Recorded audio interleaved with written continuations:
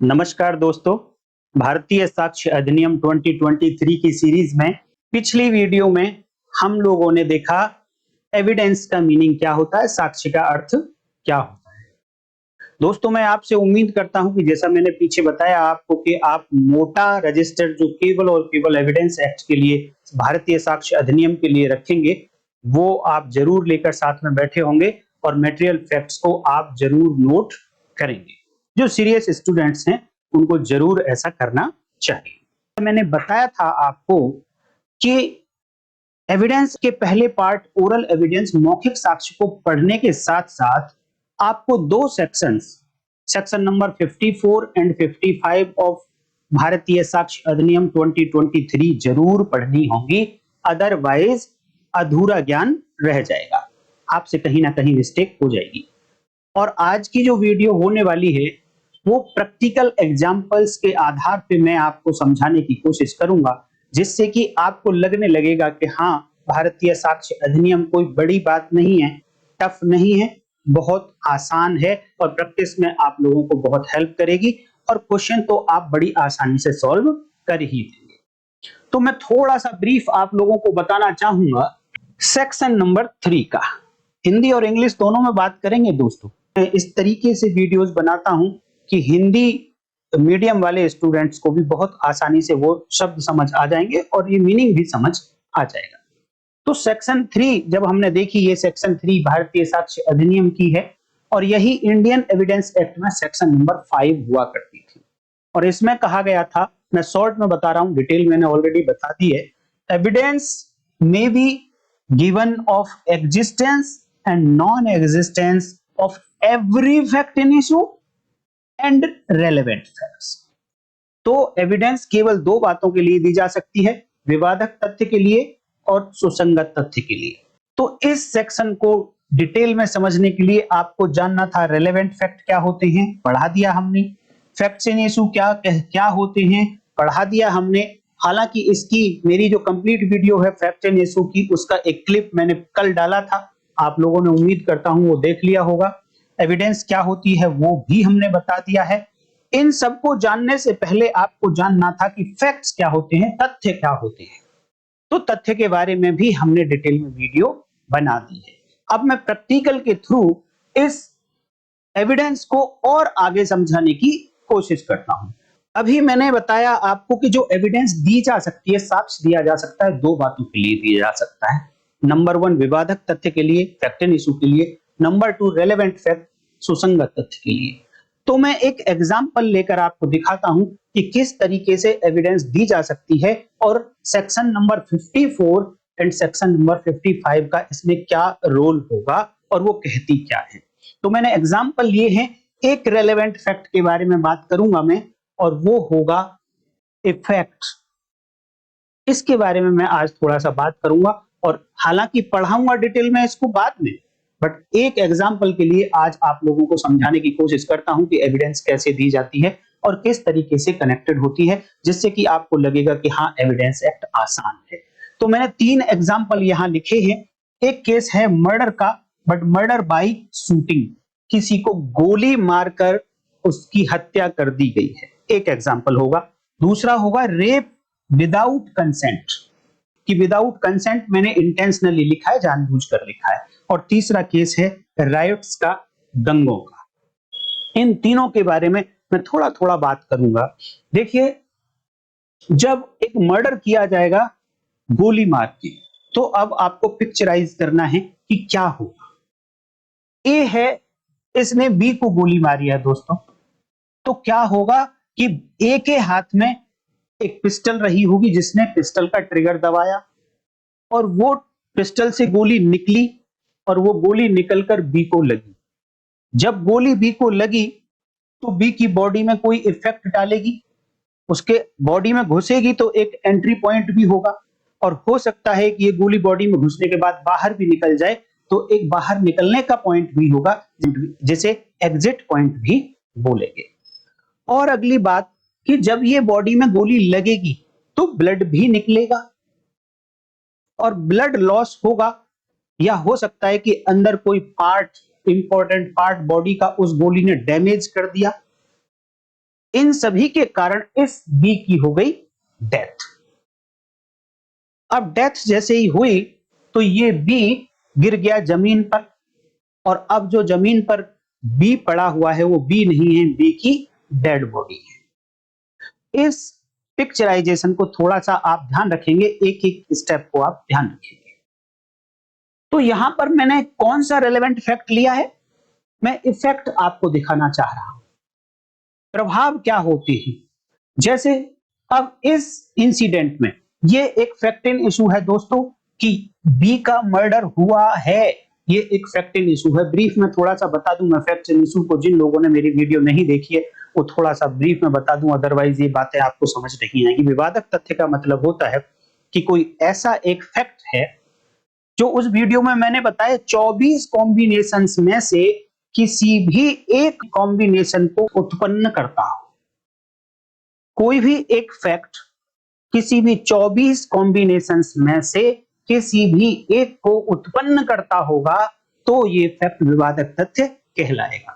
वो 24 फैक्ट्स के बारे में मैंने डिटेल बताया है, बट बेसिकली बात आप ये ध्यान रख लीजिए, मैं जल्दी से बताता हूं कि अगर मान लो एक फैक्ट है वो किसी व्यक्ति की लायबिलिटी को असर्ट करता है, ये एक फैक्ट है जो किसी व्यक्ति के दायित्व को कहता है कि हाँ ये इसका दायित्व है, तो ऐसा फैक्ट विवादक तथ्य कहलाएगा। लेकिन साथ के साथ दूसरी पार्टी ये कहती है नहीं ये मेरी लायबिलिटी नहीं है, तो जिस फैक्ट के थ्रू वो कहती है कि ये मेरी लायबिलिटी नहीं है वो फैक्ट भी फैक्ट इन इशू हो जाएगा। इसी तरीके से कोई पर्सन कहता है कि मेरा राइट है, मेरा अधिकार है, और यहां तक जाता है, ये एक्सटेंट है, और कहता है ये प्रकृति का अधिकार है, इस टाइप का अधिकार है, तो जिस फैक्ट के थ्रू वो अपने अधिकार का एक्सटेंट बताता है, नेचर बताता है, और दूसरा व्यक्ति किसी दूसरे फैक्ट के थ्रू इसी अधिकार को मना करता है कि नहीं ऐसा इसका अधिकार नहीं है, तो ऐसे दोनों फैक्ट्स इन इशू कहलाएंगे, विवादक तथ्य कहलाएंगे। और अगर मैं आपको कंक्लूड करूं एक सेंटेंस में, तो मिनिमम कितने फैक्ट इन इशू किसी केस में हो सकते हैं, मिनिमम की बता रहा हूं, मैक्सिमम की बात नहीं कर रहा हूं मैं। आप ये ध्यान रखेंगे, इस तरीके से ध्यान रखेंगे तो एटलीस्ट आपको मिनिमम फैक्ट्स इन इशू विवादक तथ्य तो पता हो ही जाएगा। देखिए जब भारतीय न्याय संहिता आप पढ़ते हैं, भारतीय दंड संहिता आप पढ़ते हैं, तो उसमें जब अपराध की एक डेफिनेशन बताई गई होती है, जब अपराध की एक पेनल्टी पनिशमेंट बताई गई होती है, तो वहां पर कुछ इंग्रीडिएंट्स लिखे गए होते हैं। जैसे चोरी के इंग्रीडिएंट्स की हम बात करें तो उसमें 5 इंग्रीडिएंट्स आप सब लोगों को पता होंगे, 5 इंग्रीडिएंट्स, 5 मूल तत्व होते हैं, तभी जाकर चोरी बनती है। तो हर इंग्रीडिएंट, हर मूल तत्व चोरी के केस का एक फैक्ट इन इशू होगा। अर्थात चोरी के केस में कितने कम से कम फैक्ट्स इन इशू होंगे? 5 फैक्ट्स इन इशू होंगे चोरी के केस में एटलीस्ट, ज्यादा और भी हो सकते हैं। तो फैक्ट्स इन इशू को आप ऐसे समझ लीजिए, क्योंकि पार्टीज की ड्यूटी है कि वो उस ऑफेंस के इंग्रेडिएंट को या तो प्रूव करे, साबित करे, या डिसप्रूव करे। एक पार्टी कहेगी कि ये इंग्रेडिएंट है इस केस में, और दूसरी पार्टी कहती है नहीं ये इंग्रेडिएंट नहीं है। तो जो पहली पार्टी कह रही है कि ये इंग्रेडिएंट यहां है, तो किस फैक्ट के थ्रू कह रही है? वो फैक्ट। और जो दूसरी पार्टी कह रही है नहीं ये इंग्रेडिएंट यहां नहीं है, जैसे चोरी के केस में बात करें बेईमानी से, डिसऑनेस्टली, तो प्रोसिक्यूशन कहता है कि ये व्यक्ति जिसने चोरी की है इसने डिसऑनेस्टली ये काम किया है, बेईमानी पूर्वक ये काम किया है। तो जिस फैक्ट के थ्रू वो बताना चाहती है कि बेईमानी पूर्वक काम किया है, वो फैक्ट इन इशू हो जाए। दूसरी तरफ वो चोर जिसके ऊपर चोरी का आरोप है वो कहता है नहीं मैंने ये जो प्रॉपर्टी यहां से हटाई थी वो बेईमानी पूर्वक नहीं हटाई थी। तो जिस फैक्ट के कारण वो बताना चाहता है कि मैंने बेईमानी पूर्वक नहीं हटाई थी, वो फैक्ट एक फैक्ट इन इशू हो जाए। तो एटलीस्ट जितने इंग्रेडिएंट होंगे, मूल तत्व होंगे किसी भी केस की, एटलीस्ट उतने तो फैक्ट्स इन इशू उस केस में होंगे ही होंगे। तो मर्डर के केस में अब आप देख लीजिए कितने इंग्रेडिएंट होते हैं मर्डर के, वो सभी के सभी फैक्ट्स इन इशू होंगे। मैं थोड़ा सा एक ब्रीफ आइडिया देने की कोशिश करूं तो मर्डर के केस में एक डेथ होनी चाहिए, सबसे पहला इंग्रेडिएंट। तो बी की डेथ हुई, ये एक फैक्ट इन इशू हो गया।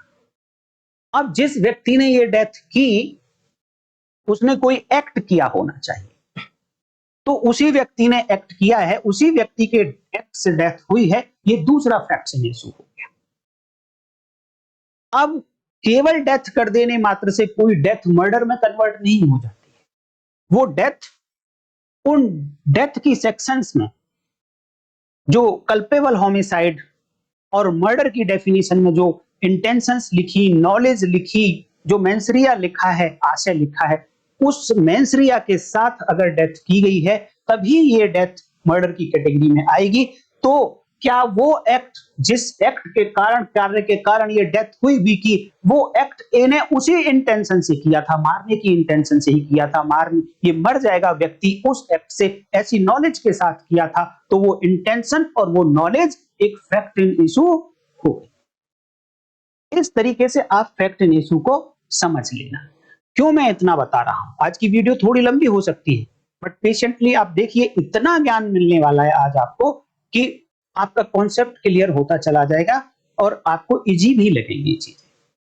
मैं इसलिए बता रहा हूं फैक्ट इन इशू, मुझे लगता है कि आप लोगों ने शायद वो फैक्ट इन इशू वाली मेरी वीडियो नहीं देखी होगी, उसे जरूर देख लेना आप, क्योंकि फैक्ट इन इशू के लिए एविडेंस दी जा सकती है। और एविडेंस क्या होगा? फैक्ट इन इशू क्या होगा? फैक्ट में एक फैक्ट होना जरूरी है, रेलेवेंट फैक्ट में एक फैक्ट होना जरूरी है। तो वीडियो में मैंने बता दिया है, मैं ब्रीफ बताता हूं कि फैक्ट क्या होता है। कि कोई भी वस्तु, कोई थिंग, कोई भी बात, उस बात की अवस्था, स्टेट ऑफ थिंग, उस बात का रिलेशन, कुछ बातों का आपस में जो रिलेशन है वो रिलेशन अगर किसी भी व्यक्ति ने अपनी सेंस से परसीव किया, महसूस किया, देन वो थिंग, वो रिलेशन, वो स्टेट, अवस्था फैक्ट बन जाएगी। अब मैं आपसे क्वेश्चन पूछना चाहता हूं। क्वेश्चन पूछने से थोड़ा सा आपका माइंड कंसंट्रेट होगा और आप भी माइंड को चलाएंगे तो एक नई बात निकल के आएगी और आपको याद भी रह जाएगी कि ये मर्डर का केस हुआ, ए ने गोली चलाई, बी की डेथ हो गई, बी जमीन पे पड़ा है, बी जमीन पे पड़ा है, बट अभी तक किसी ने देखा नहीं है एक्सेप्ट ये ए मुलजिम। इसके अलावा किसी ने भी अभी तक ये देखा नहीं है कि बी को गोली लगी हुई है, बी की डेथ हो गई है, यहां इसके पास ब्लड पड़ा हुआ है। तो क्या ये तीनों बातें कि बी की डेथ हो गई है, बी जमीन पे पड़ा है, बी के पास ब्लड पड़ा है, क्या ये तीनों बातें फैक्ट हो गई? नहीं हुई। क्यों नहीं हुई? जब आप फैक्ट की डेफिनेशन देखेंगे तो फैक्ट कोई भी बात जब बनती है जब उसे कोई भी व्यक्ति अपनी सेंस के थ्रू परसीव कर लेगा, महसूस कर लेगा। अभी तक ये बातें किसी ने भी महसूस नहीं करी है, ना देखी है किसी ने, और ना ही किसी ने ऐसा महसूस किया है। इसलिए ये डेड बॉडी यहां पड़ी होने के बावजूद भी अभी तक फैक्ट नहीं है। तो अब महसूस करने के लिए कौन चाहिए? एक व्यक्ति चाहिए। जिस व्यक्ति ने ये डेड बॉडी यहां पड़ी देखी, अपनी आंखों से महसूस किया कि ये डेड बॉडी और यहां पड़ी है, जैसे ही उसने ये डेड बॉडी देखी, अब ये डेड बॉडी का वहां पड़ा होना एक फैक्ट, तथ्य हो जाएगा, अदरवाइज नहीं। इसी तरीके से वहां पर ब्लड पड़ा हुआ है, जब किसी व्यक्ति ने देख लिया तभी फैक्ट होगा, ब्लड के पड़े होने मात्र से फैक्ट नहीं होगा। अब इस फैक्ट को चेक करेंगे। मैंने आपको 4 पार्ट बताए थे एक वीडियो में कि आप पूरे भारतीय साक्ष्य अधिनियम को 4 पार्ट में बांट लीजिए, और पहले पार्ट में आपको यह चेक करना है कि फैक्ट तो बहुत सारे होंगे, लेकिन कौन से फैक्ट कोर्ट में ले जाए जा सकते हैं जिनको कहा जाता है रेलेवेंट फैक्ट। और वो सेक्शन आप 4 से लेकर 50 तक पढ़ लीजिए। उनमें जितने भी फैक्ट बताए गए उन्हीं में से कोई भी एक फैक्ट होगा तो आप उसे कोर्ट में ले जा सकते हैं। यहां जो गोली लगी, गोली का प्रभाव क्या आया, गोली का इफेक्ट क्या आया, वो थी इसकी डेथ। दूसरा, इस बॉडी में जब गोली लगी तो उसका प्रभाव था कि इसके बॉडी से ब्लड निकला। तीसरा प्रभाव यह था कि ये व्यक्ति भी जमीन पर गिर गया। ये सब क्या है? ये सब इफेक्ट हैं किस बात के? एक फैक्ट इन इशू कि ए ने बी को गोली मारी थी, इस फैक्ट इन इशू के प्रभाव थे। और तीसरी बात कि जब मैंने रेलेवेंट फैक्ट बताया था तो आपको यह बताया था कि रेलेवेंट फैक्ट कभी भी अकेला रेलेवेंट नहीं हो सकता, कोई अकेला फैक्ट सुसंगत नहीं हो सकता। कोई एक फैक्ट हो, उसका संबंध किसी दूसरे से हो, और वो संबंध सेक्शन 4 से लेकर सेक्शन 50 भारतीय साक्ष्य अधिनियम तक बताए गए संबंधों में से एटलीस्ट कोई एक संबंध रिलेशन, तब जाकर वो एक फैक्ट दूसरे फैक्ट के साथ रिलेशन में सुसंगत होगा। अदरवाइज हो सकता है कि एक फैक्ट दूसरे के साथ इन 47 सेक्शंस में से किसी भी सेक्शन के थ्रू कोई रिलेशन नहीं बनाता है, तो यहां पर ये फैक्ट नंबर 1 ये फैक्ट नंबर 2 के साथ सुसंगत नहीं होगा, रेलेवेंट नहीं होगा। हो सकता है कि किसी और केस में ये फैक्ट नंबर 1 किसी दूसरे फैक्ट के साथ रेलेवेंट हो जाए, बट यहां पर क्योंकि वो संबंध सेक्शन 4 से लेकर सेक्शन 50 तक इन 47 सेक्शंस में से किसी भी सेक्शन में जो रिलेशन बताए गए उनमें से किसी भी रिलेशन के थ्रू कनेक्टेड नहीं है, तो फिर ये फैक्ट दोनों सुसंगत नहीं कहलाएंगे। तो रेलेवेंट के लिए एटलीस्ट 2 होने चाहिए, दोनों में कनेक्शन होना चाहिए। कनेक्शन वो उस तरीके का होना चाहिए जो रेलेवेंसी ऑफ फैक्ट वाले चैप्टर में लिखी गई बातों में से होना चाहिए। तो यहां जो एक फैक्ट था कि इसने ए ने गोली चलाई, गोली बी को लगी, तो गोली का बी को लगना, ए ने गोली चलाई, इन दोनों फैक्ट का रिलेशन है कि गोली चली देन बी को लगी, बी को लगी तो उससे ब्लड निकला। ये कहां बताए जा रहे हैं? ये इफेक्ट, प्रभाव हैं। एक फैक्ट का दूसरे पर प्रभाव है, प्रभाव के थ्रू कनेक्टेड है, इसलिए एक फैक्ट दूसरे के साथ रेलेवेंट हो जाएगा। तो पहले फैक्ट होना चाहिए, रेलेवेंट फैक्ट होना चाहिए, और सुसंगत वो फैक्ट इन इशू होना चाहिए, तभी रेलेवेंट फैक्ट या फैक्ट इन इशू के लिए आप एविडेंस दे सकते हैं। और एविडेंस देने के लिए आपको या तो एक गवाह चाहिए जो मौखिक एविडेंस देगा, मौखिक साक्ष्य देगा, या फिर आपको एक दस्तावेज चाहिए जो डॉक्यूमेंट्री एविडेंस, दस्तावेजी एविडेंस देगा। तो यहां पर जो गोली लगी, डेथ हो गई, ब्लड पड़ा है, ये सारी बातें जब कोई एक व्यक्ति देखेगा तो वो गवाह कहलाएगा जिसने ऐसा देखा, और वो गवाह, वो फैक्ट, यहां जो ब्लड पड़ा, डेड बॉडी पड़ी, तभी फैक्ट बनेगा जब उस गवाह ने देख लिया है। अब बस क्वेश्चन ये रह जाता है कि पहले पार्ट में मैंने बताया था कि भैया कौन से एविडेंसेस को कोर्ट में लेकर जाया जा सकता है, तो यहां पर गोली लगी है, इस फैक्ट को कोर्ट में लेकर जाया जा सकता है। इस गोली के लगने से ब्लड निकला है, इस फैक्ट को कोर्ट में लेकर जाया जा सकता है। ब्लड के निकलने से ही इस व्यक्ति की डेथ हुई है, इस फैक्ट को भी कोर्ट में लेकर जाया जा सकता है, क्योंकि ये सेक्शन नंबर 5 भारतीय साक्ष्य अधिनियम corresponding to section 7 Indian evidence act से सुसंगत हैं फैक्ट्स, तो इनको कोर्ट में लेकर जाया जा सकता है। अगला पार्ट मैंने बताया था कि जब आपको ये समझ आ जाए कि कौन सा फैक्ट कोर्ट में ले जाया जा सकता है, तो अगली बात ये आती है कि किस तरीके से ले जाया जा सकता है। मोड क्या होगा, यहां से इस फैक्ट को सीन ऑफ क्राइम से कोर्ट तक पहुंचाने का मोड क्या होगा, तरीका क्या होगा, वो दूसरे पार्ट में लिखा है। और आज हम उसी दूसरे पार्ट में वो सेक्शंस पढ़ती हैं, सेक्शन नंबर 54 एंड 55, आज उनकी बात करेंगे। तो ये दोनों सेक्शन क्या बताएंगे कि ये जो फैक्ट थे, यहां पर ब्लड पड़ा हुआ था, डेड बॉडी पड़ी हुई थी, गोली चली थी, इन फैक्ट्स को कोर्ट में कैसे ले जाया जाएगा। तो 2 तरीकों में से एक मौखिक तरीके से ले जाया जा सकता है, एक दस्तावेजी तरीके से ले जाया जा सकता है। तो आज हम बात करेंगे केवल मौखिक रूप से कैसे लेकर जाया जाएगा। इसी तरीके से इस एग्जाम्पल को ले लीजिए, रेप विदाउट कंसेंट। अगर किसी एक स्त्री के साथ किसी मेल ने बलात्कार किया है, विदाउट कंसेंट किया है, तो यह जनरली माना जाता है कि वो स्त्री अपोज करेगी, विरोध करेगी इस रेप का। अगर मान लो किसी कमरे में ऐसा हो रहा है, तो कमरे में कुछ सामान रखा है और वो स्त्री अगर विरोध कर रही है, तो सामान हो सकता है कि रूम का सामान अस्त व्यस्त हो जाए, हो सकता है कि उस विरोध करने से इस व्यक्ति के शरीर पर चोटें लग जाएंगी, हो सकता है विरोध करने में इस स्त्री के शरीर पर, खुद के शरीर पर चोटें लग जाएंगी। ये क्या है? ये वो विरोध करने का प्रभाव है जो एक्यूज के शरीर पर आया, जो स्त्री के शरीर पर आया, जो वहां पर रखी वस्तुओं में आया। तो ये प्रभाव सेक्शन नंबर आज की डेट में 5 भारतीय साक्ष्य अधिनियम और पुराने टाइम में सेक्शन 7 में सुसंगत बताया गया था। एक एग्जाम्पल लेके आपको समझाने की कोशिश कर रहा हूं।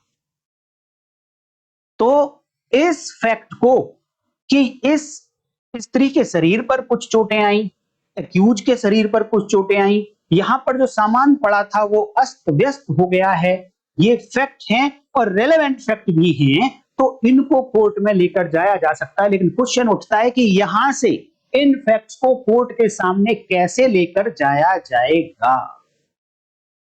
इसी तरीके से रॉयट का दंगा, आपने देखा होगा नेपाल में अभी दंगा हुआ, आपने देखा होगा गुजरात में अभी दंगा हुआ।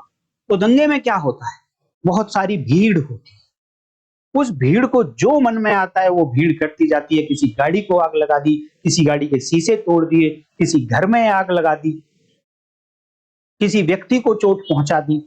इस तरीके के एक्ट वो भीड़ करती है। तो जब वो भीड़ किसी गाड़ी को तोड़ेगी तो क्या होगा, गाड़ी डैमेज हो जाएगी, शीशा टूटेगा तो आसपास वहां शीशे पड़े होंगे। ये एक फैक्ट इन इशू था कि उन्होंने दंगा किया है। दंगे के जितनी भी इंग्रेडिएंट होंगे, इधर रेप के जितने इंग्रेडिएंट होंगे, एटलीस्ट वो तो सब के सब फैक्ट इन इशू विवादक तथ्य कहलाएंगे। उन हर विवादक तथ्य के लिए एविडेंस दी जा सकती है एज पर सेक्शन 3। तो यहां पर प्रभाव जो आया इस विवादक तथ्य का, डंडा मारा किसी व्यक्ति ने, दंगाई ने गाड़ी में, शीशा टूट गया, शीशा टूटते ही क्या बात हुई कि अब एक तो गाड़ी में शीशा नहीं रहा, ये एक फैक्ट है, नीचे कांच बिखरा हुआ है, ये दूसरा फैक्ट है, और दोनों के दोनों रेलेवेंट हैं प्रभाव के कारण। सेक्शन नंबर 5 भारतीय साक्ष्य अधिनियम and section number 7 Indian evidence act 1872 दोनों ही सुसंगत है। तो इस फैक्ट को, कहीं आग लगी किसी गाड़ी में तो जली हुई गाड़ी, वो एक फैक्ट है। इन सब बातों को क्योंकि ये सुसंगत हैं, ये हमने तय कर लिया। पहले पार्ट में आते हैं, तो अब दूसरा पार्ट ये कि इन्हीं फैक्ट को, इसी तथ्य को अब कोर्ट के पास तक कैसे ले जाया जाएगा। तो मैं आपको ये समझाने की कोशिश कर रहा हूं कि पहले पार्ट में आपको ये पहचानना है कि कौन सा तथ्य आप कोर्ट में लेकर जाएंगे, और दूसरा पार्ट ये कहता है कि किस तरीके से लेकर जाएंगे। तो आज हम बात करेंगे कि किस तरीके से ये फैक्ट कोर्ट में जा सकती है। अभी सेक्शन 3 में मैंने आपको बताया कि एविडेंस दी जा सकती है किसके लिए, साक्ष्य किसके लिए दिया जा सकता है, विवादक तथ्य और सुसंगत तथ्य, relevant fact and fact in issue के लिए दिया जा सकता है। तो आप एक बात और माइंड में बिठाइए कि एविडेंस को देने का पर्पज क्या होता है। उसका पर्पज होता है या तो प्रूव करना है, साबित करना है, या फिर डिसप्रूव करना है। किसको, रेलेवेंट फैक्ट को या फैक्ट इन इशू, सुसंगत तथ्य को या विवादक तथ्य को। या तो एक पार्टी साबित करने की कोशिश करती है या फिर दूसरी पार्टी उस तथ्य को डिसप्रूव करने की कोशिश करती है, ना साबित करने की कोशिश करती है। और वो किसके थ्रू करती है, वो एविडेंस के थ्रू ही करे, और एविडेंस का यही एक पर्पज होता है। तो एविडेंस जब मैंने पढ़ाई थी तो कहा था मैंने कि 2 टाइप की एविडेंसेस होती हैं। क्लॉज, सब क्लॉज 1 में बताया था कि सारे के सारे स्टेटमेंट जो किसी गवाह ने कोर्ट के सामने दिए और ऐसे फैक्ट के बारे में दिए जो फैक्ट अंडर इंक्वायरी थे उस कोर्ट के सामने, वो ओरल एविडेंस कहलाती है, मौखिक साक्ष्य कहलाते हैं। सब क्लॉज 2 में बताया गया था कि सभी के सभी दस्तावेज, सभी डॉक्यूमेंट्स दस्तावेजी साक्ष्य कहलाएंगे, बशर्ते कि उनको कोर्ट के सामने पेश किया गया था कोर्ट के निरीक्षण के लिए, for the purpose of inspection of the court. जब डॉक्यूमेंट कोर्ट के सामने पेश किया जाएगा, देन वो डॉक्यूमेंट एविडेंस बन जाएगा और वो डॉक्यूमेंट डॉक्यूमेंट्री एविडेंस कहलाएगा। तो हम यहां पर जो रेलेवेंट फैक्ट को या फैक्ट इन इशू को प्रूव या डिसप्रूव करेंगे, एविडेंस के थ्रू करेंगे, तो इसका मतलब हम ओरल एविडेंस, मौखिक साक्ष्य या दस्तावेजी साक्ष्य के थ्रू करेंगे। तो पहली बात आज हम करेंगे कि ओरल एविडेंस के थ्रू कैसे प्रूव किया जाएगा या डिसप्रूव किया जाएगा, या किसी फैक्ट को ओरल एविडेंस के थ्रू कोर्ट के सामने किस तरीके से ले जाया जा सकता है। तो चैप्टर नंबर 4 है ये भारतीय साक्ष्य अधिनियम, जो बात करता है ऑफ ओरल एविडेंस यानी मौखिक साक्ष्य के बारे में। और चैप्टर नंबर 5 है जो बात करता है ऑफ डॉक्यूमेंट्री एविडेंस, दस्तावेजी साक्ष्य के बारे में, बट इसको हम पढ़ेंगे अगली वीडियो में। आज हम केवल चैप्टर नंबर 4 की बात करेंगे और इसमें केवल और केवल 2 सेक्शंस हैं, section number 54 and section number 55। और दोनों की दोनों सेक्शंस आपको याद होनी चाहिए। ये किसके बारे में बात करती हैं? मौखिक साक्ष्य, ओरल एविडेंस के बारे में बात करती है। सबसे पहले देखेंगे सेक्शन नंबर 54। अभी जो पीछे मैंने बताया ऑफ ओरल एविडेंस वो चैप्टर का हेडिंग था। अब बात करते हैं सेक्शन नंबर 54। ये सेक्शन का हेडिंग है। सेक्शन का हेडिंग कहता है proof of facts by oral evidence, यानी किसी तथ्य को अगर साबित करना है तो ओरल एविडेंस के थ्रू करना है, तो वो कैसे होगा उसके लिए आप सेक्शन 54 पढ़ेंगे। और सेक्शन 54 कहती है ऑल फैक्ट्स, ध्यान देना, सारे के सारे तथ्य, एक एक वर्ड इंपॉर्टेंट होगा दोस्तों, इसलिए आपका अटेंशन, टोटल अटेंशन अब मैं अपनी तरफ चाहूंगा। एक एक वर्ड इंपॉर्टेंट है, आप एक छोटे से इट को भी नहीं छोड़ सकते हैं। तो कहा ऑल फैक्ट्स, सारे के सारे तथ्य may be proved by oral evidence. Section 54 ने कहा कि सारे के सारे तथ्यों को आप मौखिक साक्ष्य से साबित कर सकते हैं, लेकिन इसका एक एक्सेप्शन दिया गया है। और एक्सेप्शन किस बात का है? एक्सेप्शन इस ऑल फैक्ट का है, सभी तथ्यों का एक्सेप्शन है। अपवाद है कि इन सभी तथ्यों में से कुछ बातों को निकाल दिया गया है। अब जो बातें बचेंगी, अब जो फैक्ट बचेंगे, केवल और केवल उन्हीं फैक्ट को मौखिक साक्ष्य, ओरल एविडेंस के थ्रू प्रूव किया जा सकता है। तो इन ऑल फैक्ट्स में से कौन से फैक्ट्स हटा दिए गए? Except the content of documents, अर्थात यहां पर उन्हीं तथ्यों को, उन्हीं फैक्ट्स को आप ओरल एविडेंस से प्रूव कर सकते हैं जो कंटेंट ऑफ डॉक्यूमेंट से अलग है। देखिए यहां पर कितने शब्द हैं, कंटेंट्स ऑफ डॉक्यूमेंट, इनको आप रट लो थोड़ी देर के लिए। मैं आपको बता रहा हूं, ये कंटेंट का मतलब होता है तथ्य, जो बातें लिखी हैं, कहां? डॉक्यूमेंट में। किसी डॉक्यूमेंट में जो बातें लिखी हैं, जो डॉक्यूमेंट के अंदर सब कुछ लिखा हुआ है, उसको अगर साबित करना होगा तो वो एक्सेप्शन है ओरल एविडेंस से साबित करने के लिए। इसका मतलब कि किसी डॉक्यूमेंट के अंदर, किसी दस्तावेज के अंदर जो कुछ लिखा हुआ है, उसके अंदर जो कंटेंट हैं, उनको आप ओरल एविडेंस से प्रूव नहीं कर सकते, मौखिक साक्ष्य से नहीं प्रूव कर सकते। और इसी को उठाकर रख दिया गया है चैप्टर नंबर 5 में, और कहा है कि यही बातें आप प्रूव कर सकते हो। तो किससे प्रूव करेंगे? वो डॉक्यूमेंट्री एविडेंस से प्रूव करेंगे, क्योंकि content of documents evidence documentary evidence से प्रूव होगा, इसीलिए यहां ओरल एविडेंस में उसे एक्सेप्शन बना दिया है। दोस्तों, कानून को लिखने का एक तरीका होता है। कानून जब लिखा जाता है तो पहले लेजिस्लेचर ये तय करता है कि इस पर्टिकुलर सेक्शन में मैं क्या प्रावधान देना चाहता हूं, या फिर दूसरी बात तय करता है कि इस सेक्शन में मैं कौन से प्रोविजंस, प्रावधान नहीं देना चाहता।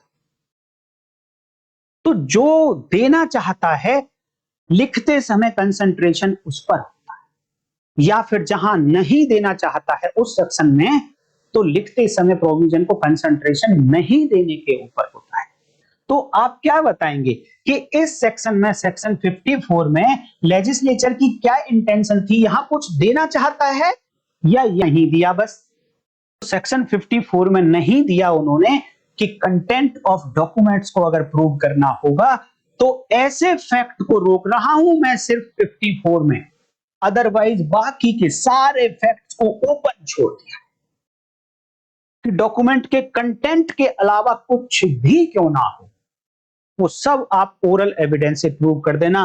तो उम्मीद करता हूं कि यहां पर जो वर्ड्स यूज हुए उनका मीनिंग आप समझ गए होंगे। तो एक वर्ड यूज हुआ है यहां पर फैक्ट, फैक्ट की डेफिनेशन ऑलरेडी बता चुका हूं। कंटेंट वर्ड यूज हुआ, वो मैं बता चुका हूं। कंटेंट किसका? डॉक्यूमेंट का। तो अब बात आएगी कि डॉक्यूमेंट क्या होता है, एक वीडियो में मैं बताऊंगा आपको, पढ़ाऊंगा आगे, इंपॉर्टेंट डेफिनेशन है।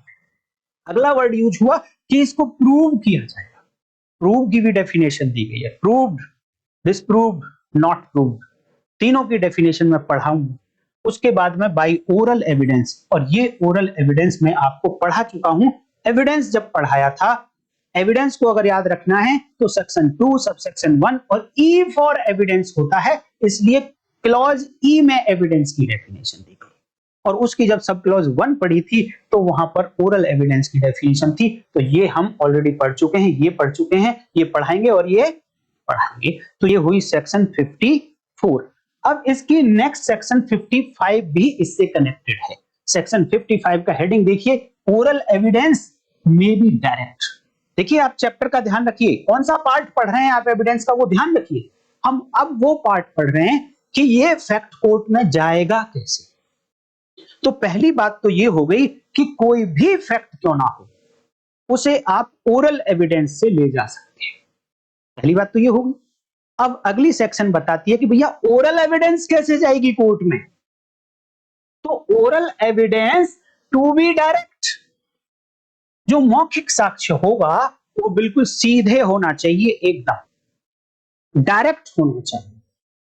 डायरेक्ट तरीके से कोर्ट में जाएगा, इनडायरेक्ट तरीके से आप कोर्ट में ओरल एविडेंस को नहीं ले जा सकते। डायरेक्ट का क्या मतलब होगा, ये तो था हेडिंग। अब इसके अंदर की जो लैंग्वेज है वो बताएगी कि डायरेक्ट का क्या मतलब।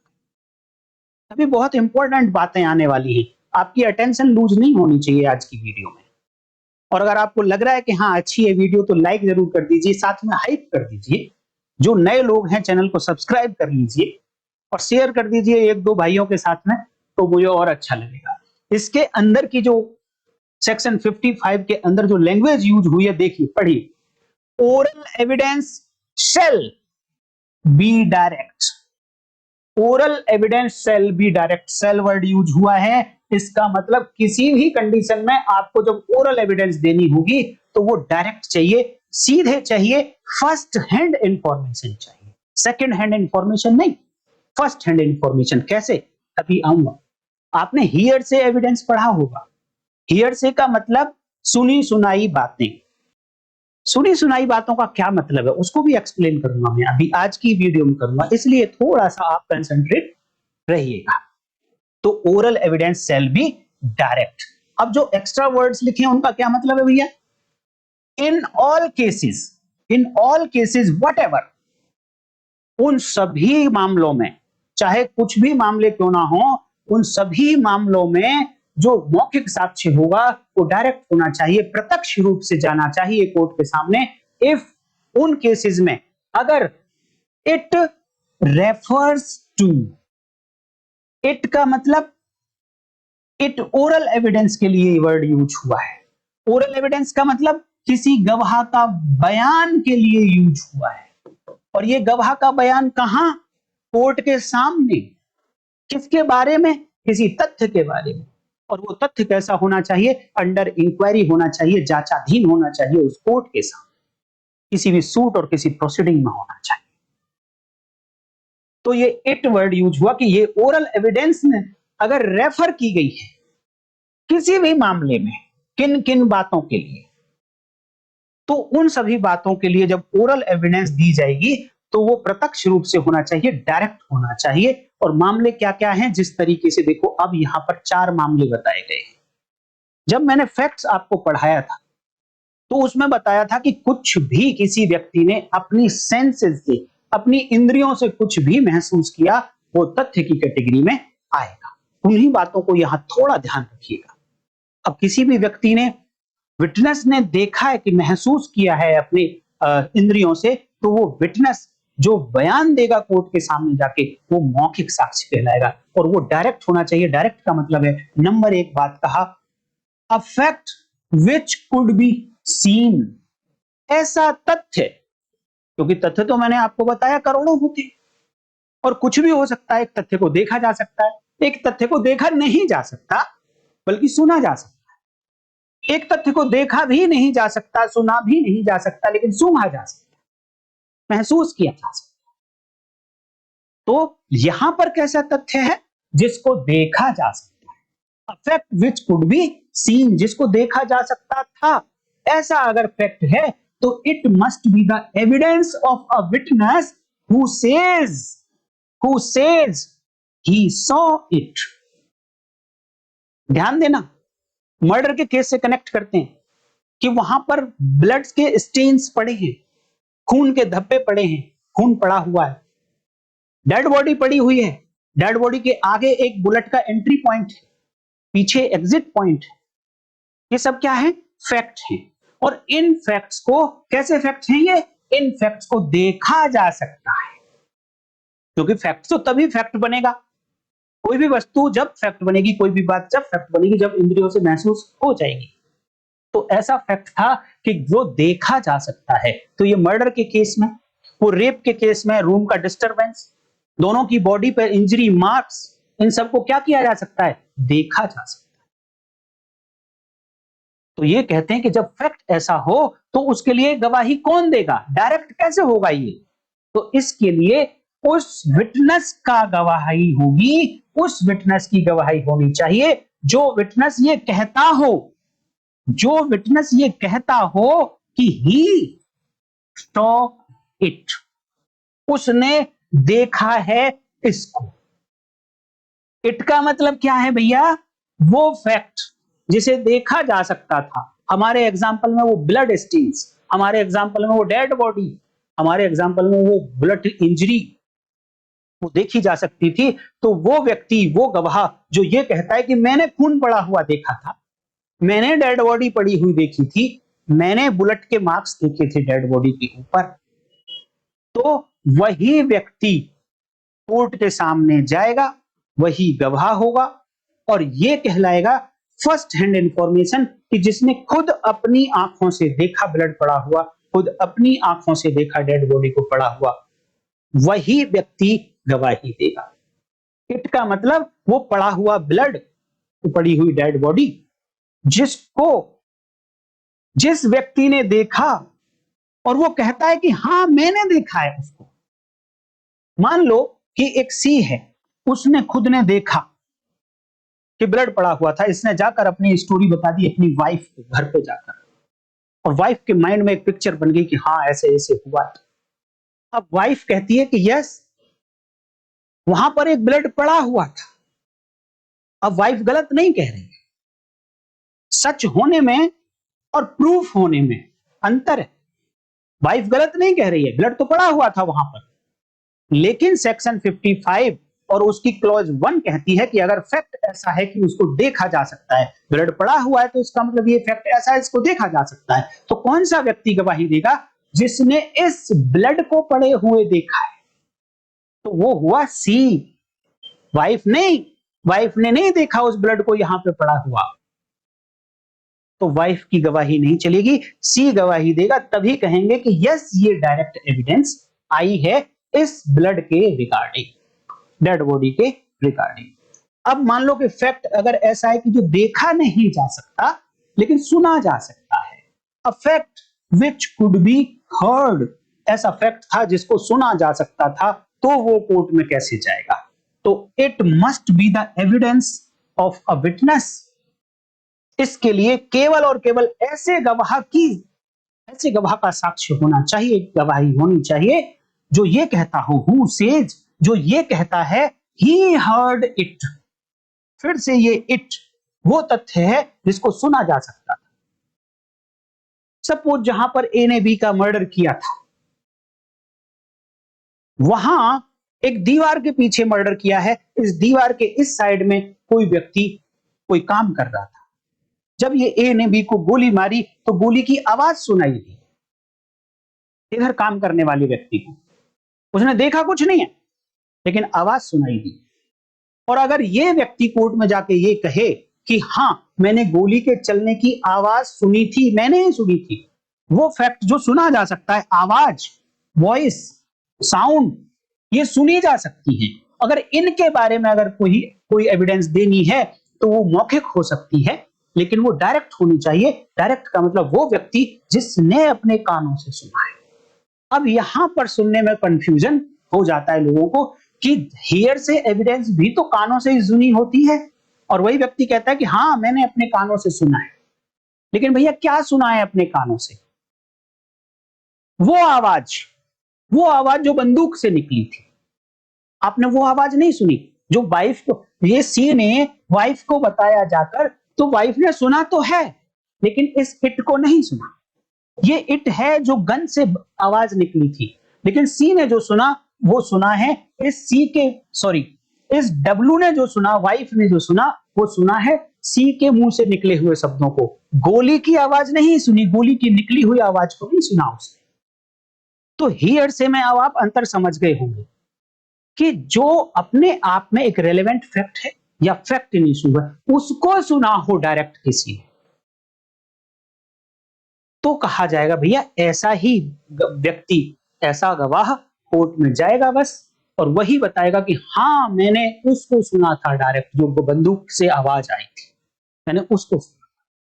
तो अगर फैक्ट ऐसा है कि उसे सुना जा सकता है, तो केवल वो व्यक्ति जिसने वो सुना वही जाकर कोर्ट में गवाही देगा। अभी देखिए, आंखों की देखने की बात हो गई, कानों के सुनने की बात हो गई, लेकिन इंद्रियां तो 5 होती हैं। तो क्या इस सेक्शन के अंदर 5 सब क्लॉज नहीं होनी चाहिए क्या? और छठी बात और लिखी थी वहां पर, फैक्ट की जब डेफिनेशन मैंने आपको बताई थी, तो अगर किसी व्यक्ति की मेंटल कंडीशन का भी ज्ञान अगर कर सकता हो कोई व्यक्ति, तो वो मेंटल कंडीशन भी एक फैक्ट बन जाती है, लेकिन जब किसी को महसूस होगी, जिसके बारे में मैंने मेंसरिया बताया था, intention, knowledge, goodwill, ill will, good faith, negligent, ये सब क्या है? माइंड की कंडीशंस। तो इनका अगर किसी को ज्ञान है, भान है, तो वो भी फैक्ट कहलाती है।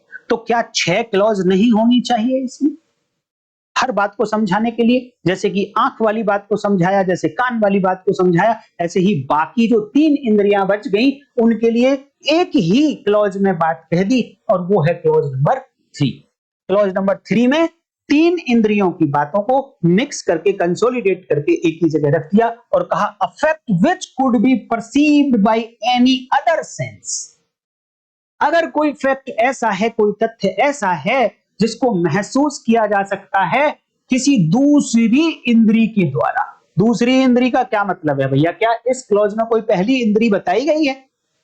इस क्लॉज में नहीं बताई गई, लेकिन क्लॉज 1 एंड क्लॉज 2 में 2 इंद्रियां बताई जा चुकी हैं। उन इंद्रियों को छोड़कर कहा गया कि बाकी इंद्रियों से अगर किसी व्यक्ति ने महसूस किया जा सकता था कोई फैक्ट ऐसा था, तो ऐसे फैक्ट को कोर्ट में कैसे ले जाया जाएगा? तो उसके लिए कहा कि it must be the evidence of a witness who says he perceived it by that sense or in that manner। दो बातों के लिए यहां पर तीसरी क्लॉज में 2 बातों के लिए एविडेंस देगा वो गवाह। नंबर 1 बात, जो उसने उस फैक्ट को महसूस किया, सूंघा, नाक से स्मेल आई उसको, जिसको स्मेल आई वही बताएगा कोर्ट में जाकर। जिसने स्किन से टच करके बताया कुछ यहां पर है, वही व्यक्ति जिसने टच किया वो कोर्ट में जाकर बताएगा। जिस व्यक्ति ने जीभ से टेस्ट करके बताया कि स्वाद कैसा था, जिस व्यक्ति ने टेस्ट किया था वही कोर्ट में जाएगा। वो होगी डायरेक्ट ओरल एविडेंस, क्योंकि व्यक्ति खुद जा रहा है वहां स्टेटमेंट दे रहा है, तो ओरल होगी। और वही जा रहा है जिसने परसीव किया था, जिसने महसूस किया था इंद्रियों से, तो वो डायरेक्ट। अब यहां उस फैक्ट को महसूस करने के साथ साथ एक और बात लिखी कि उस फैक्ट को सेंस से तो महसूस किया, और साथ में इन एनी अदर मैनर, किसी दूसरे तरीके से महसूस किया है, दूसरी सेंस से, दूसरे तरीके से महसूस किया है। तो वो मैनर भी बताएगा कोर्ट में जाकर कि किस मैनर में, किस तरीके में मैंने सूंघा, किस तरीके से मैंने टेस्ट किया, किस तरीके से मैंने टच किया। तो ये 3 सेंसेस के बारे में अकेली क्लॉज 3 के अंदर, और 2 सेंसेस क्लॉज 1 एंड क्लॉज 2 में। तो यहां आपको समझ आया होगा कि जो मौखिक गवाही होगी वो कोर्ट में कैसे जाएगी। तो आपको याद रहना चाहिए कि मौखिक गवाही डायरेक्ट चाहिए। और डायरेक्ट कैसे होगी? पहली बात तो मौखिक गवाही किसके लिए जाएगी, किसके लिए नहीं जाएगी। क्वेश्चन यहां पर आता है किसके लिए जाएगी, किसके लिए नहीं जाएगी। तो किसके लिए नहीं जाएगी पहले नोट कर लो कि अगर किसी दस्तावेज के तत्वों के बारे में साक्ष्य देना है तो उसके लिए मौखिक गवाही नहीं जाएगी, और इसके अलावा कुछ भी फैक्ट क्यों ना हो सबके लिए गवाही मौखिक जा सकती है। मौखिक अगली सेक्शन बताती है कि वो डायरेक्ट होगी, डायरेक्ट कैसे होगी वो मैंने अभी आपको बताया। अब बात आती है क्लॉज नंबर 4। अब सारी की सारी इंद्रियां तो हो गई दोस्तों। अब क्लॉज 4 बात करती है एक ओपिनियन की, एक राय की। क्योंकि मैंने कुछ फैक्ट्स देखे लेकिन वो फैक्ट्स डायरेक्ट तो नहीं जाते कोर्ट में, डायरेक्ट तो उनको नहीं जाना कोर्ट में, लेकिन जो किसी व्यक्ति ने देखा और देखने के बाद जब अपनी ओपिनियन बनाई, जैसे कि मान लो वो गदर मूवी का वो सीन जब सन्नी देओल नलके को उखाड़कर पाकिस्तानियों को मारने के लिए ऐसे घुमाते हैं, तो आपने क्या देखा, आपने देखा कि उस समय सन्नी देओल गुस्से में है। तो आपने क्या ओपिनियन बनाई देखने के बाद कि सनी देओल वो व्यक्ति सामने जो अपराधी है, आरोपी के रूप में खड़ा है, हालांकि यह सनी देओल जी को मैं अपराधी नहीं कह रहा हूं, मैं तो एक एग्जांपल के लिए बता रहा हूं, वो अपराधी के बारे में जो ओपिनियन बनाई वो ओपिनियन कैसे जाएगी कोर्ट में, ये क्वेश्चन। तो उस ओपिनियन के लिए बताया कि वो ओपिनियन और उस ओपिनियन के ग्राउंड्स जिन के आधार पर वो राय बनाई गई, वो ग्राउंड्स, वो आधार, it must be the evidence of the person who hold that opinion on those grounds.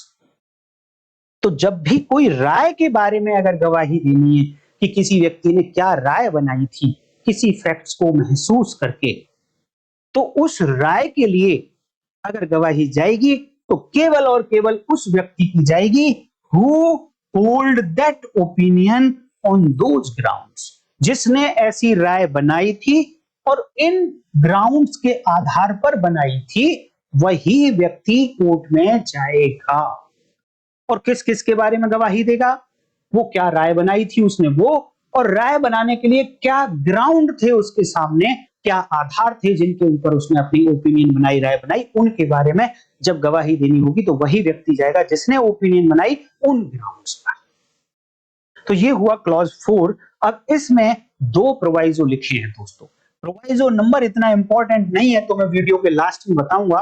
Proviso number 2 important है। क्यों इंपॉर्टेंट है कि देखिए, मैंने पिछली वीडियो में जब मैंने एविडेंस पढ़ाया था आपको तो एविडेंस के प्रकार भी पढ़ाए थे और मैंने बताया था दो प्रकार हैं, एक मौखिक साक्ष्य, एक दस्तावेजी साक्ष्य, लेकिन साथ में और बताए थे दो प्रकार। एक होती है भौतिक साक्ष्य, मैटेरियल एविडेंस, और एक होते हैं सर्कमस्टेंशियल एविडेंस, परिस्थिति साक्ष्य। तो देखिए, इस प्रोवाइजो को अगर आप ध्यान से पढ़ेंगे तो आपको कुछ एक नई बात आज सीखने को मिलेगी। प्रोवाइजो 2 क्या कहता है, इफ ओरल एविडेंस, बात किसकी हो रही है, कंडीशनल सेंटेंस है, if oral evidence refers to the existence और condition of any material thing other than a document.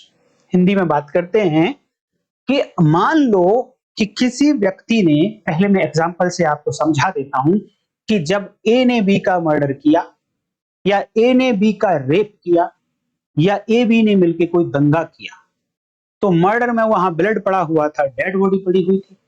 Rape में रूम अस्त व्यस्त था या दोनों के शरीर पर इंजरी थी। तो वो दोनों के शरीर पर इंजरी किसने देखी होगी, जब मेडिकल होगा तो डॉक्टर ने देखी होगी।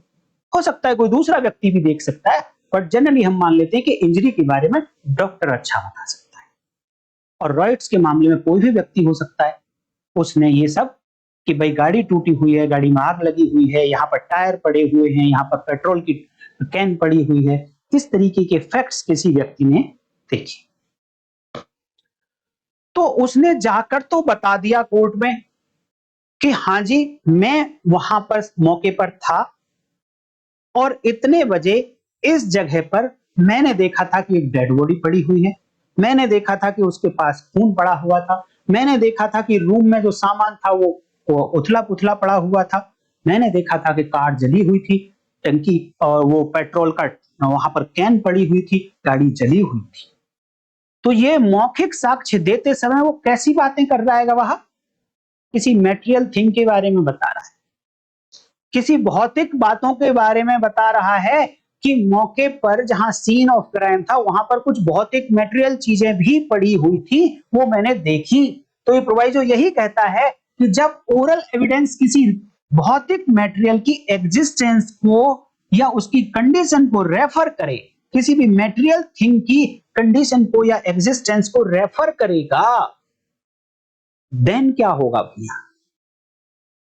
उसने गवाही तो दे दी, लेकिन मटेरियल थिंग के बारे में दी है।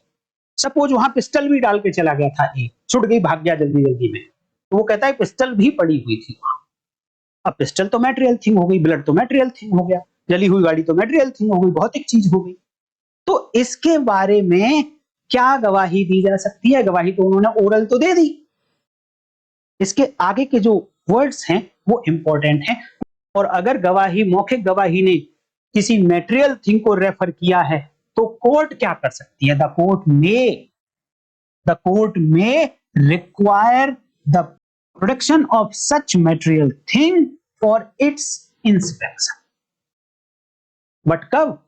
If it thinks fit.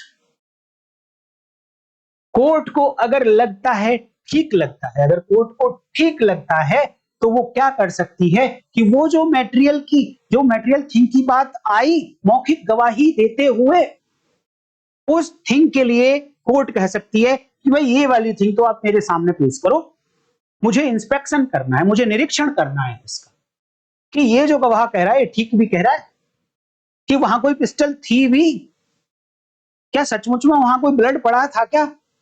अगर पड़ा था तो पुलिस की ड्यूटी थी कि उस ब्लड को सीज करे। क्यों? क्योंकि कोर्ट देखिए कह सकती है, जैसे ही गवाह बोलेगा जाके कि वहां ब्लड पड़ा हुआ था, मैंने देखा था, और अगर कोर्ट ने कहा कि लाइए उस ब्लड को मेरे सामने लेकर आइए, मैं इंस्पेक्शन करूंगा, तो कैसे लाएगी पुलिस कोर्ट के सामने उस ब्लड को? तो इसलिए during the course of investigation उस ब्लड को सीज करना चाहिए पुलिस को। तो पुलिस उस ब्लड को सीज करती है। जितनी भी मटेरियल थिंग्स कनेक्टेड होती हैं फैक्ट इन इशू के साथ में, उन सारी भौतिक चीजों को वो सीज करती है। अगर पिस्टल पड़ी है तो क्यों सीज करती है? क्योंकि जब गवाह बोलेगा कि पिस्टल से डेथ हुई, तो गवाह ने अपनी मौखिक गवाही में एक मटेरियल थिंग को रेफर कर दिया, बता दिया।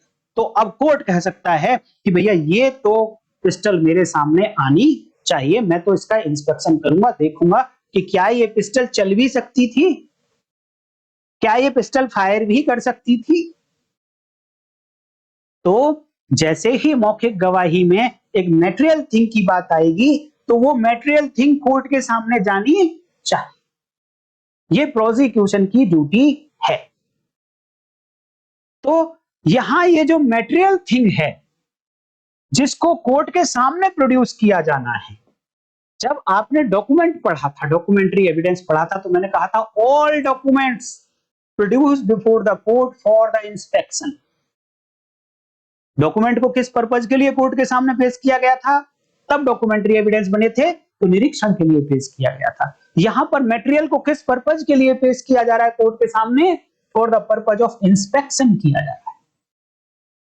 देखिए प्रोडक्शन तो ऐसे हो रहा है जैसे कि डॉक्यूमेंट का होता है, डॉक्यूमेंट का होता है कोर्ट के सामने इंस्पेक्शन के लिए। लेकिन कहां से आ रहा है ये निकलकर कि भैया पहले ये मटेरियल थिंग कोर्ट के सामने कब जाएगी? पहले एक मौखिक गवाही होनी चाहिए इसके बारे में। अगर इसके बारे में मौखिक गवाह नहीं है, मौखिक साक्ष्य नहीं है, तो ये मटेरियल थिंग कोर्ट के सामने नहीं जाएगी। कोई पर्पज नहीं है फिर इसको आप कोर्ट के सामने ले जाने के लिए। किसी गवाह ने नहीं कहा कि वहां पे कोई पिस्टल पड़ी हुई थी। किसी गवाह ने नहीं कहा कि इस मर्डर में पिस्टल का यूज हुआ है। मान लो किसी ने नहीं देखा कि पिस्टल वहां पड़ी हुई थी, नहीं देखा, कोई बात नहीं, लेकिन डॉक्टर ने जब उसका डेड बॉडी का एग्जामिनेशन किया तो डॉक्टर ने कहा कि यस, इसमें एक बुलेट घुसी है डेड बॉडी के अंदर, गोली घुसी है जिसकी वजह से डेथ हुई। अब वो गोली निकालकर वो आईओ को पकड़ा दी डॉक्टर ने। तो अब आईओ की ड्यूटी बनती है कि यहां तक तो तय हो गया कि वो डॉक्टर कहेगा कि भैया गोली से डेथ हुई है, तो कोर्ट कहेगी वो गोली लेके आओ मेरे सामने। अभी तक पिस्टल की बात नहीं आई है कि ये गोली थी किसकी, इसको कौन बताएगा? इसको बताएगा बैलिस्टिक एक्सपर्ट। तो इस गोली को बैलिस्टिक एक्सपर्ट के पास भेजा जाएगा और वो बताएगा कि ये गोली किसकी है, पिस्टल की है, राइफल की है, AK-47 की है, किसकी है। जब वो एक्सपर्ट बताएगा कि ये गोली उस वेपन की है, देन उस वेपन का रेफरेंस आया एक गवाही में, अब कोर्ट कहेगा कि यस, उस वेपन को मेरे सामने लेकर आओ। अगर मटेरियल थिंग का रेफरेंस ही नहीं है ओरल एविडेंस में, तो फिर वो मटेरियल थिंग कोर्ट के सामने नहीं जाएगी और ना ही वो एविडेंस होगी। तो ये जितनी भी मटेरियल थिंग्स हैं जो ओरल एविडेंस के रेफरेंस में कोर्ट के सामने इंस्पेक्शन के लिए पेश की गई, वो मटेरियल थिंग्स मटेरियल एविडेंस कहलाती है, भौतिक साक्ष्य कहलाती है। तो अल्टीमेटली कहां से निकल कर आया ये भौतिक साक्ष्य? ओरल एविडेंस से निकल कर आया। तो जो लॉ फ्रेमर थे उन्होंने अलग से भौतिक साक्ष्य को डिफाइन नहीं किया। उन्होंने कहा कि भैया भौतिक साक्ष्य अपने आप में नहीं जा सकता है कोर्ट के सामने, उसे तो पहले कोई मौखिक गवाही में बोले, देन उसके बाद आप पेश कर दें मटेरियल को, तो वो कहीं ना कहीं ओरल एविडेंस से ही कनेक्टेड है। और आपको सेक्शन रखनी पड़ेगी याद उसके लिए, सेक्शन 55, और यही सेक्शन पुराने एक्ट में सेक्शन 60 हुआ करती थी, इंडियन एविडेंस एक्ट 1872 में। तो अब जब भी कोई आपसे मौखिक साक्ष्य के बारे में बात करेगा, जब कोई आपसे भौतिक साक्ष्य के बारे में बात करेगा, तो मैं उम्मीद करता हूं कि सेक्शन के साथ पूरा का पूरा मैटर आप बताएंगे, पूरा रिलेवेंट बात बताएंगे कि अकेले मटेरियल साक्ष्य की कोई वैल्यू नहीं है। जब तक कोई गवाह मौखिक साक्ष्य के रूप में कोर्ट के सामने उसका रेफरेंस ना दे, उसके बारे में ना बताए जाकर, तब तक मटेरियल एविडेंस नहीं होगी, मटेरियल फैक्ट्स एविडेंस नहीं कहलाएगा, मटेरियल थिंग एविडेंस नहीं कहलाएगी। तो मैं इस तरीके से दोस्तों आप लोगों को इंडियन एविडेंस एक्ट को जब आप पढ़ेंगे, इसी तरीके से रेप के केस में अगर बात करूं तो वहां पर कि 4 कुर्सियां थी उस रूम में और चारों कुर्सियां ऐसे अस्त व्यस्त पड़ी हुई थी। ये जब गवाह ने जाकर कोर्ट के सामने बोला तो कोर्ट कह सकता है कि भाई वो कुर्सी मेरे सामने लेकर आइए, क्योंकि इस मौखिक गवाही में किसी मटेरियल फैक्ट कुर्सी की बात हुई है, तो वो कुर्सी अब मेरे सामने होनी चाहिए। तो अब यहां पर वो कुर्सी भौतिक साक्ष्य बन जाएगी। रॉयट के केस में जैसे ही गवाह ने कहा कि मैंने गाड़ियां जली हुई देखी थी, तो अब कोर्ट कहेगी यस, जली हुई गाड़ी को मेरे सामने आप लेकर आइए, तो वो जली हुई गाड़ी अब भौतिक साक्ष्य बन जाएगी, मटेरियल एविडेंस बन जाएगी। तो इस तरीके से ओरल एविडेंस और ओरल एविडेंस का कनेक्शन मटेरियल एविडेंस के साथ में, और सारी बातों को एक मैं थोड़ी सी देर में अब कंक्लूड करूं तो पहले फैक्ट होगा। फैक्ट वो जो किसी भी व्यक्ति ने किसी भी इंद्रिय से महसूस किया, उनमें से सारे फैक्ट नहीं, केवल और केवल रेलेवेंट फैक्ट कोर्ट में जाएंगे या फैक्ट्स इन इशू कोर्ट में जाएंगे। अब किस तरीके से जाएंगे वो दूसरा पार्ट बताता है, जो आज हमने 2 सेक्शन पढ़ी, सेक्शन 54 एंड 55। और तीसरा पार्ट ये बताता है कि ये फैक्ट जाएंगे इस तरीके से जाएंगे, लेकिन कौन सी पार्टी लेकर जाएगी, वो बर्डन ऑफ प्रूफ कहलाता है। इस तरीके से आगे से हम पढ़ते जाएंगे धीरे धीरे धीरे धीरे, और हम एविडेंस एक्ट को और इस स्पीड से आगे बढ़ाने की कोशिश करेंगे। उम्मीद करता हूं कि आज आपको कुछ एक्स्ट्रा समझ आया होगा भारतीय साक्ष्य अधिनियम के बारे में, एविडेंस के बारे में। डॉक्यूमेंट्री एविडेंस भी इंपॉर्टेंट है, इंटरेस्टिंग है, तो आप लोग इसी तरीके से बने रहिए दोस्तों। अगर यहां तक आप लोगों ने वीडियो देख ली है, इतना लंबा वीडियो अगर आपने देखा, तो it means you are interested, और उम्मीद करता हूं कि मोटा रजिस्टर आपके पास होगा और आपने सारी मटेरियल बातें नोट करी होंगी। तो आज की वीडियो में इतना ही दोस्तों, कल नेक्स्ट वीडियो में डॉक्यूमेंट्री एविडेंस के साथ मिलूंगा। तब तक के लिए नमस्कार, जय हिंद।